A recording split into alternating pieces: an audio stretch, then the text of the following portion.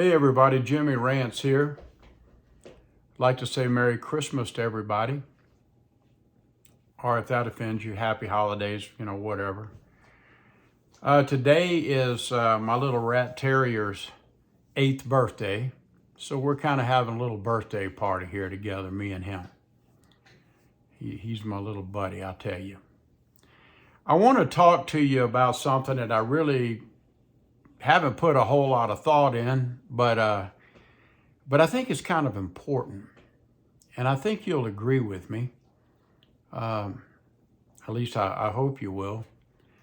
And this is about whenever you invite an older person in the family over to your house for, like, maybe it's a Christmas Eve dinner or a Christmas dinner or whatever, and you warmly invite them into your home. And the older person, the elder of the family, is really grateful and is probably, they're very excited to get out of the house and be with family and friends again. And so they knock on the door and you let them in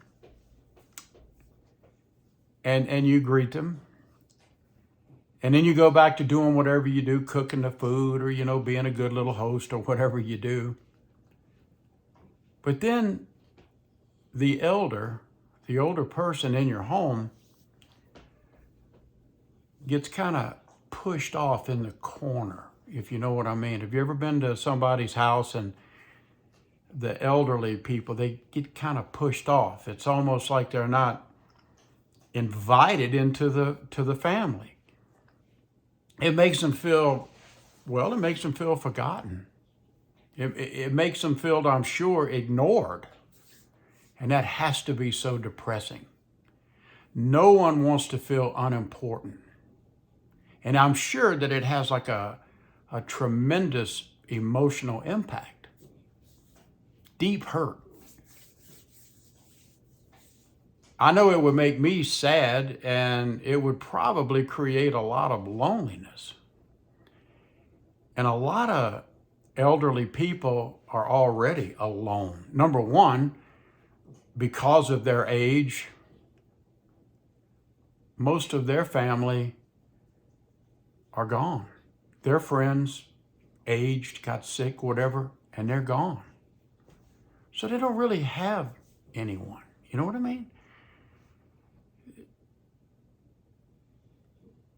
And then just to ignore them is just rude. It's just totally wrong. I guess what I would like to say to you is, if you have some, old people coming over to your house for the holidays, don't push them in a corner and forget about them. Why don't you seat them kind of like maybe centrally? Put them right in the middle of everything. And if you want to, maybe ask them, say, hey, Grandpa Charlie, would you help me stir the beans? Or could you help me mash these potatoes? You're kind of making them feel like they're useful. Old people like to feel useful. They don't like to feel forgotten. And I can tell you, isolation is horrible. Horrible. And I can say that from the present experience that I'm going through right now, being alone. If I went to someone's house, they invited me, and they pushed me off in a corner, or they totally avoided me for whatever reason, but they warmly invited me. I didn't ask them, they asked me. And they pushed me off like that, I promise you, you'll never see me again. And God help you if you're in my will, because that'd be a good way to get booted, get the royal boot right out of my will. I'll tell you that right now.